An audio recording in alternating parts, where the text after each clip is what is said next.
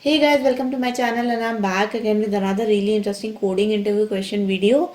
And in this video guys, we are going to solve question number 977, squares of a sorted array. So without wasting any time further, let's get started. So first of all guys, our problem statement is that we are given an integer array called as nums and it's sorted in a non-decreasing order, that means in a ascending order, and we want to return an array of the squares of each number which is sorted in a non-decreasing order. Now you can see here guys, in this example the nums array is in ascending order, but the thing is that you can see that there are negative numbers in it and also positive numbers in it. Now if you square the negative numbers, they will actually become higher than the some positive number. So you can see that minus 4 square is actually 16, which is higher than the square of 3, that is 9. So eventually we have to produce an output where all the squares are in a sorted order. So after squaring, the array becomes this, and this is what we return.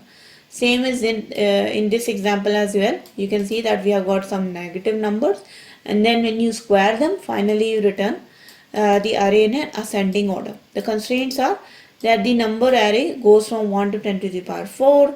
The value of the numbers goes from minus 10 to the power 4 to plus 10 to the power 4, and they are all sorted in a non-decreasing order. Now you can see here guys that it's also mentioned in a follow-up that one easy way to do this is simply square all the elements in the array, and once you create the new array, you just sort the new array and you return it, right? So let's jump to the solution approach and let's discuss the cons of the approach which is mentioned in the follow-up, right? So the follow-up statement says that you square all elements and then you sort the array and return. Now squaring all elements definitely will take order of n, because we know we are just going to each and every element and we are squaring it, and considering the number array is having n elements, this will be a simple order of n. But the problem is the sorting. So if you sort any array, the time complexity that's what you're going to get is n log n. Now if you take this solution and you compare the time complexity, the total time complexity is going to be order of n log n log n. Okay, that is going to be the total time complexity. Okay, the complexity. Now the question is, can we come up with an approach that can reduce this time complexity and we can actually solve it in order of n? And the answer is yes. And now we are going to discuss that approach. So now the question here is guys, let's say this example nums. In this example guys, you can see that because this is non-decreasing, you will have either the most positive number in the end. So you can see the highest positive numbers are towards the end and the highest negative numbers are towards the front. Now if you square the highest negative number, that can become the maximum number, or if you square the highest positive number, that can become the highest number. So what we are going to do guys, we are going to solve this problem with a two-pointer approach. Now we are going to create one pointer that is going to be our start pointer that will point to the first number, that is going to be the most negative number, and then we have got a end pointer that is going to point at the last element, that is nums length minus 1, and generally in this case end is going to actually point to the most positive number. Now let's say start is at 0 and end is at the last position. If you square minus 4, what you are going to get? You are going to get 16, right? And if you square 10, you will get 100. Now which is bigger? 16 is bigger or 100 is bigger? Obviously guys, 100 is bigger. So what we are going to do guys, we are going to start creating our result array. So this is our result array, but we will fill the array from the back. So the array from the largest number first. So how we are going to do this, guys, that we are going to create the start element. So square the start element and then square the end element. So square the start and square the end element. Now we are going to compare if the square of the starting element is higher or is the square of the ending element is higher, because both of them are either highly negative or highly positive. So whichever of them is going to have a higher square root, is going to have a higher square value, that value will become my result array value from the back side, right? So what we are going to do, if the square of the starting element is bigger, then I am actually going to fill result, and from the we are going to initialize a variable called as k. So let me actually initialize on this step. So k is going to be nums dot length minus 1. So this is going to be a pointer of result array from the back.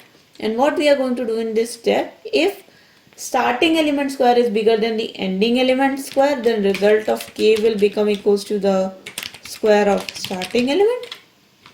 And if this is not right, that means the condition is false, then result k will become equal to the square of the ending element. Okay, and once we are done with the first iteration, we are just going to decrement the k value, because now we have filled up the last element of the result array. We are going to fill up the second last element. So we will first do last, then second last, then third last. So we will keep on decrementing the kth pointer. We will increment the start pointer if the starting element was taken. So if in this step this was successful, then the starting element will be incremented, and if this step was successful, then the ending element will be decremented, because we will go to the next ending element or the second ending element. Okay. Finally, when this whole for loop will be completed, that means the entire k elements are filled, then we are going to return the result array. So return the result. And in this way, guys, you can see that in a much less time complexity, without even sorting anything, we will get our result. Okay. So now that we have done the dry run of this approach, let's see how we can implement it. So I'm just going to delete this. So the first thing first, guys, we declare our result array. So result becomes equals to new integer nums dot length. Okay. Now integer I, which is our starting element.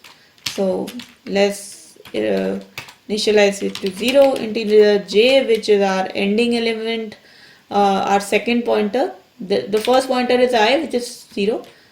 And then the second pointer is j, which is going to initialize from the end, that is nums length minus 1.